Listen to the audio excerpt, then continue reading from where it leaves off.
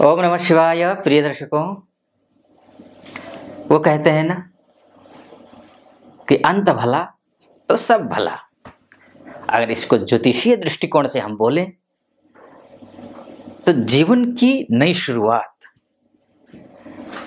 वर्ष की नई शुरुआत जनवरी से नहीं बल्कि मेष राशि वालों के लिए इसी दिसंबर से होने जा रही है। वो कैसे, वो मैं आपको डिटेल में बताता हूं। पूरा वीडियो सुनिएगा। अच्छा लगे वीडियो तो चैनल को पहली बार देख रहे हैं तो चैनल को सब्सक्राइब कर दीजिएगा। कमेंट बॉक्स में जाकर के ओम नमः शिवाय 5 बार या 11 बार जरूर लिख दीजिएगा और अच्छा लगे तो लाइक भी कर दीजिएगा। सबसे पहले धैर्य रख करके पूरा कैलकुलेशन को समझ लीजिए, पूरा वीडियो सुनिएगा। मेष राशि वालों के लिए ये जो दिसंबर का महीना है वो अद्भुत है, बहुत अच्छा है। आपकी राशि पर, मेष राशि पर गुरु चांडाल योग बना हुआ था। शनि महाराज की अब तक की वक्री दृष्टि थी और वक्री 4 नवंबर तक वक्री दृष्टि थी। उसके बाद तो खैर नवंबर से ही मार्गी हो गया है, लेकिन दिसंबर में दृष्टि तो है, लेकिन कर्मेश की दृष्टि और लाभेश की दृष्टि और शुभ दृष्टि मार्गी दृष्टि है, अच्छी दृष्टि है। गुरु चांडाल योग समाप्त हो गया है। एक आपका जो राशि का स्वामी जो मंगल है वो भी स्वगृही हो गया है। तो यानी कि आपकी सफलताएं जो है ना वो अब लगभग आपके मुहाने पर हैं, आपके दरवाजे पर हैं। आवश्यकता है कर्म करने की। वो कैसे मैं आपको और डिटेल में बताऊंगा। एक मोटा मोटी तौर पर मैंने आपको बताया गुरु चांडाल योग के योग से आप समाप्त हो गया, वैसे नवंबर में ही हो गया था, लेकिन अब ग्रह और मजबूत हुए हैं। एक दूसरी बात, शनि भी अच्छा हो गया है। अब मंगल जो है स्वगृही हो गया है, क्योंकि वो अष्टम में जाकर के स्वगृही हुआ है तो वो उतना कोई फर्क नहीं पड़ेगा। अष्टम का मंगल शुभ नहीं माना जाता है, लेकिन स्वगृही यानी कि वृश्चिक राशि का मंगल शुभ फल देने वाला है। एक माइनस पॉइंट जरूर है, वो थोड़ा अस्त है। 21 जनवरी तक अस्त जरूर है। हनुमान जी की पूजा पाठ इत्यादि आपको करते रहना है। और ज्यादातर आप में से मेरी वीडियोज देखने के बाद जितने भी लोग कॉल करते हैं कंसल्टेंसी लेने के लिए, आप में से मैं लगभग 90-95% लोग ये कहते हैं कि हम हनुमान चालीसा का पाठ करते हैं। अब वो करते हैं, आपको कंटिन्यू करते रहना है हनुमान चालीसा का पाठ। एक अब देखिए दूसरी बात, ये मंगल 16 नवंबर को, ये 16 नवंबर से लेकर के 28 दिसंबर तक यहाँ रहेगा। 28 दिसंबर को यहाँ चला जाएगा, यानी कि वर्ष की जो नई शुरुआत है वो और अच्छी होगी, लेकिन शुरुआत दिसंबर से ही होगी। कैसे? बुध शुक्र की स्थिति को देख लेते हैं।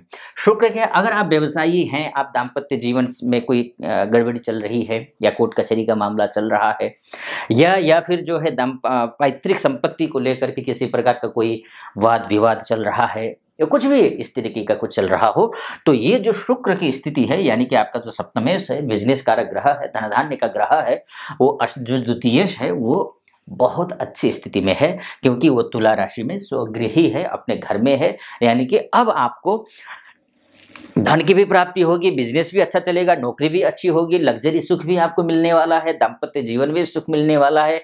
उसके बाद जाकर बस एक चीज का आपको ख्याल रखना है, वैसे आप रखेंगे, क्योंकि शुक्र आपका द्वितीयेश है। वाणी पर संयम रखिएगा, शब्द सोच समझ करके बोलिएगा, बस इतना ध्यान रखना है आपको।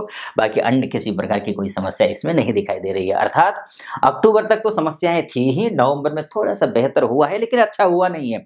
अब भी आपको शिकायत है अपने जीवन से, अपने इस 2023 से अभी भी शिकायत है।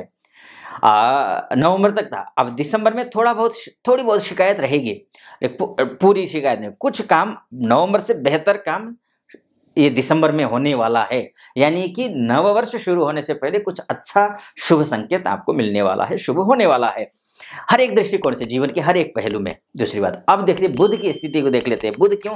अगर आपने लोन लिया हुआ है और पैसे की दिक्कतें आ रही हैं या फिर शत्रु हावी हो रहे हैं, पार्टनरशिप कर रहे हैं, पार्टनरशिप में सफलताएं मिल नहीं रही हैं, तो ऐसी स्थिति में आपका जो बुध है, देखिए अभी 27 नवंबर से लेकर के 28 दिसंबर के बीच में धनु राशि में, यानी कि आपका भाग्य स्थान में बैठेगा।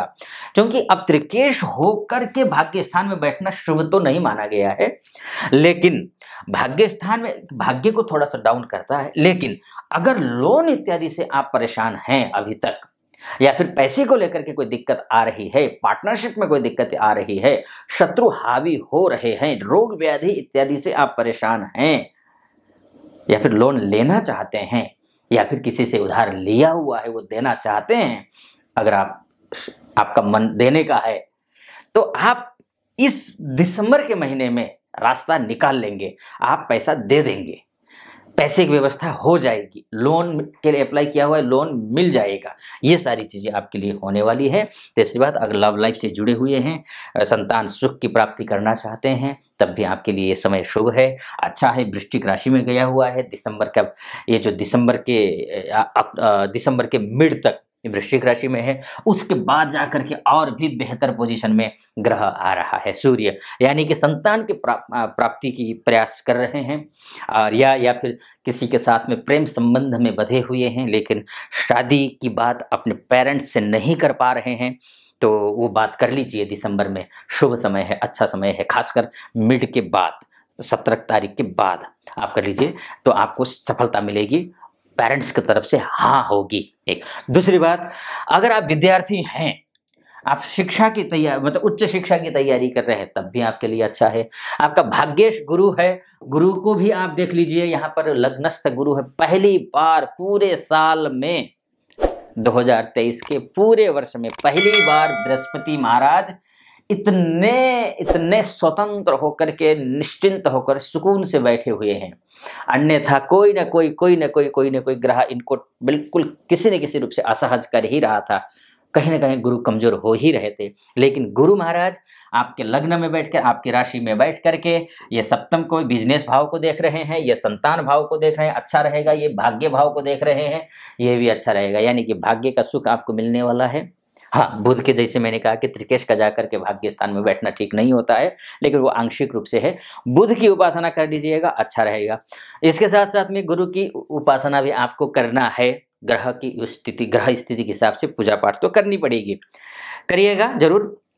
अमूमन देखा जाए तो नव वर्ष से पहले कुछ सुखद समाचार आपको मिल सकता है, मिलने की संभावना है। लेकिन हाँ, मैं यहाँ पर एक बात स्पष्ट करना चाहूँगा आपके समक्ष, ये जो कुंडली है ये चंद्र राशि के हिसाब से है, चंद्र राशि के हिसाब से है। तो चंद्र राशि ये जो होती है, ये मोटा मोटी तौर पर होता है। जो मैं फलादेश कर रहा हूँ ये आपके ऊपर 100% सटीक बैठेगा, इसकी कोई गारंटी नहीं है। इसलिए गारंटी नहीं है, अगर आपके लग्न कुंडली में, यानी कि date of birth, place of birth और टाइम ऑफ बर्थ के हिसाब से जो आपके लग्न कुंडली बनी है, उस लग्न कुंडली में आपके गुरु की स्थिति अच्छी है, ये शुक्र की स्थिति अच्छी है, या फिर शनि की स्थिति अच्छी है, तो निश्चित रूप से जो है ये अच्छा ही होगा आपके लिए। गोचर के हिसाब से तो बहुत अच्छा आपके साथ होने वाला है।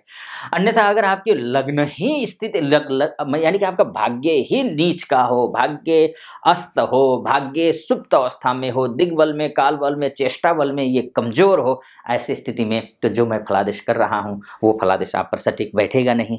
क्या कुछ स्थिति आपके भाग्य की है, आप अपने आसपास के एस्ट्रोलॉजर से, जो योग्य एस्ट्रोलॉजर होंगे उनसे भी आप कंसल्ट ले सकते हैं।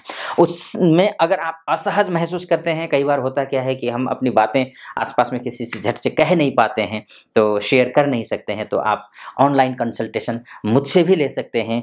नीचे नंबर लिखा होगा, उस नंबर पे कॉल कीजिए और हमारे प्रतिनिधि से बात कीजिए, और मुझसे बात करने के लिए अपॉइंटमेंट आप ले सकते हैं।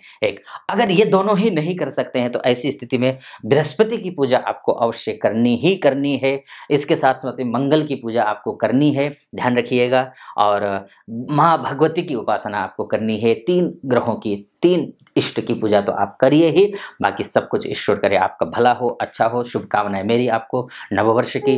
और फिलहाल इस वीडियो को मैं यहीं पर समाप्त करता हूं। आपको कैसा लगा वीडियो? पहली बार देख रहे हैं और अच्छा लगा हो तो चैनल को सब्सक्राइब कर दीजिएगा, वीडियो को लाइक कर दीजिएगा, कमेंट बॉक्स में जाकर के 5 बार या 11 बार ओम नमः शिवाय जरूर लिख दीजिएगा। फिलहाल अनुमति दीजिए। ओम नमः शिवाय।